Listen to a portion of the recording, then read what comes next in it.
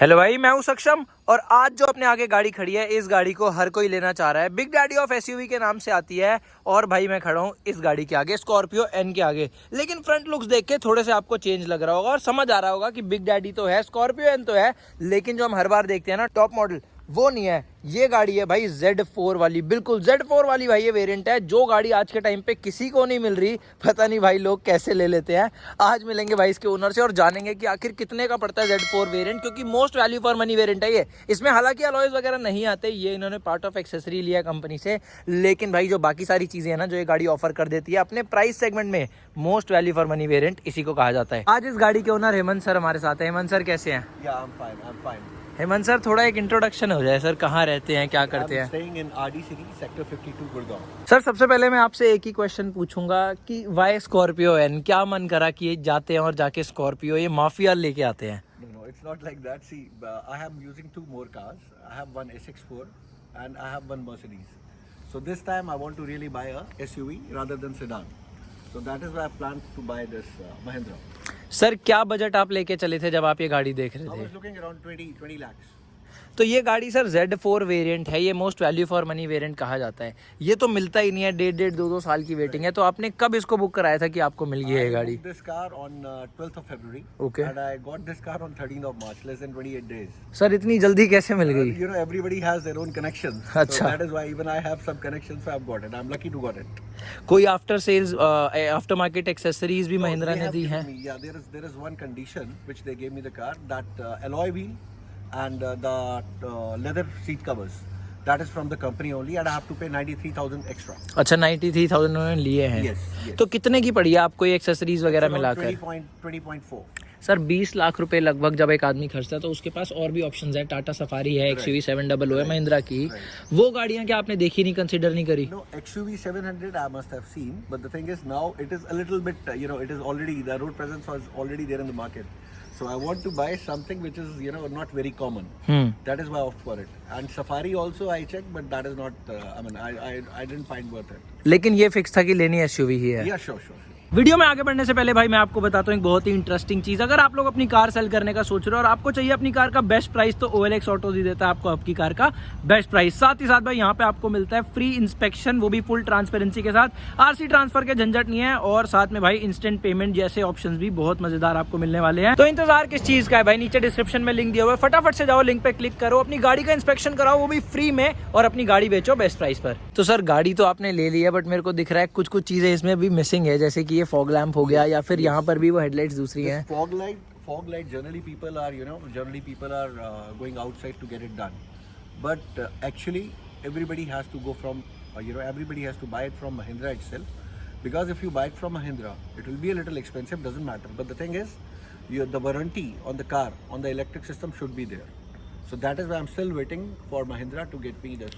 मतलब आपको बाहर ट्रस्ट नहीं है एक तरीके से आपको? I don't want to do anything. I have not even put. I just put this. What do you call this? Wind visor and this mats. That's it from outside. और आपने बाहर से कुछ नहीं कराया गाड़ी Everything में? is from company. सर लगभग 3 महीने आपको इस गाड़ी को लिए हो चुके हैं। कितने किलोमीटर आप चला I've चुके हैं? driven around 3,000 kilometers. 3000 किलोमीटर में सर एक रफ आइडिया तो आदमी को गाड़ी का हो ही जाता है कि कैसी परफॉर्मेंस है, क्या चलती है। I'm lucky. I'm very lucky to opt this car because what I want from this car, it is there actually. So I am very happy and satisfied about it. अंदर बैठ के बात करते हैं सर, क्योंकि गर्मी आज ज्यादा ही कुछ हो रही है। भाई गाड़ी के अंदर चलते हैं तो इंटीरियर कुछ इस तरीके का है और आप लोग देखकर समझ नहीं पाओगे कि कौन सी गाड़ी है। एक बार अगर बैठोगे ना तो समझ नहीं आता कि हम Z8 लग्जरी वाले में बैठे हैं या फिर ये Z4 में बैठे हैं, क्योंकि ये सारा लेआउट सेम है, आगे का भी लेआउट सेम है। इनफैक्ट इसका ये जो टच पैड है, इसमें Z4 जिसमें हम बैठे हैं इसमें हमें एप्पल कारप्ले मिलता है, लेकिन इसकी टॉप वेरिएंट Z8 लग्जरी में एप्पल कारप्ले तक नहीं मिलता। तो ये चीज तो कहीं ना कहीं सर फिर वैल्यू फॉर मनी इसको और ज्यादा बना देती है। Of course. Sir in 3000 kilometre जैसे आपने गाड़ी चलाई, Right. तो आपने क्या सिटी ड्राइविंग करी है या हाईवेज पर भी निकले हैं? I've been on highways. I have taken this car to Nainital, Bhimtal, and then I have taken for another trip in Jhansi, Madhya Pradesh, even Orcha. And the best feature in this car is that EcoSense. This is the feature. So in this feature, you came to know that how many distance you have covered in each and every trip. What is the fuel efficiency which the car has given? plus the top speed, plus how many times you press the clutch, how many times you apply the brake, all those things are there inside. Sir अभी तक इन 3000 kilometre में क्या गाड़ी ने आपको mileage निकाल कर दिया है? If you see roughly, if you see like, I mean, it's a mixed kind of a thing, but if you are using it on hills and all, and it is approximately around 9. अच्छा, On the hills it is around 9, but if you are using it in city, it's around 10. Plus if you are using it on highway like Delhi Jaipur highway, you will get it around 12.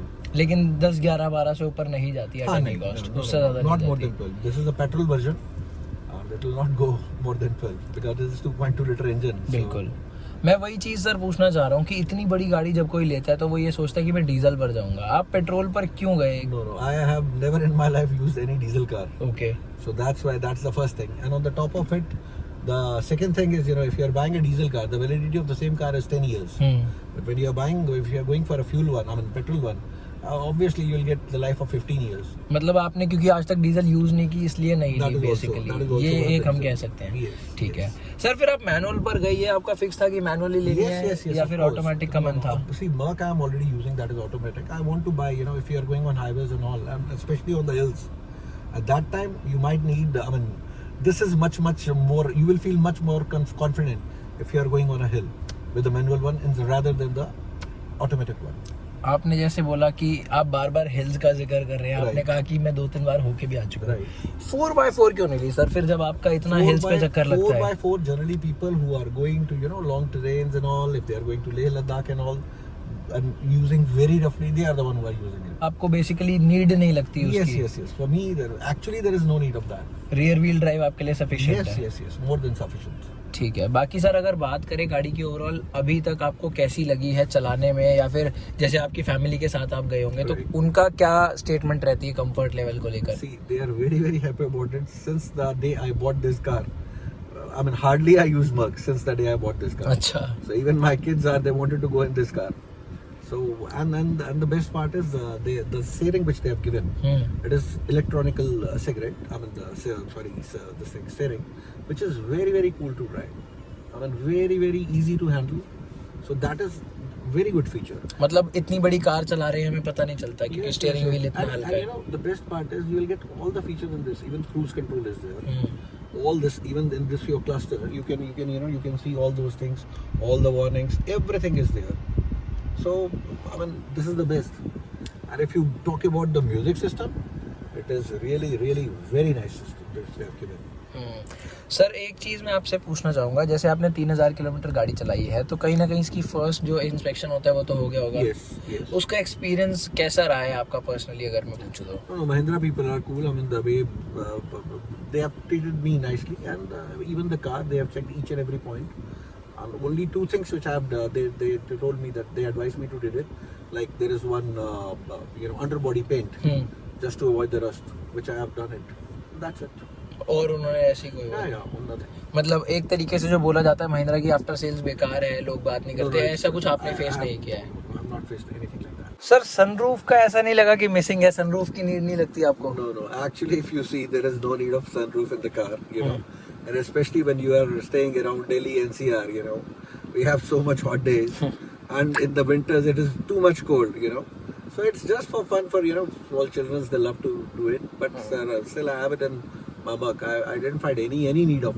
मतलब practically use नहीं है वो, बस एक। absolutely. Sir लगभग 3 महीने हो चुके हैं गाड़ी को लिए, आपने अच्छे से चला लिया हाईवे पे, सिटी में, पहाड़ों में, माइलेज से लेके आफ्टर सेल्स तक आप हर चीज़ एक्सपीरियंस कर चुके हो। 20 लाख रुपए खर्चने के बाद क्या आपको आज लगता है कि वो वर्थ इट थे या मुझे किसी और गाड़ी पे जाना चाहिए? No. 100% worth it. 100%. अभी तक कोई इशू नहीं आया? Yes.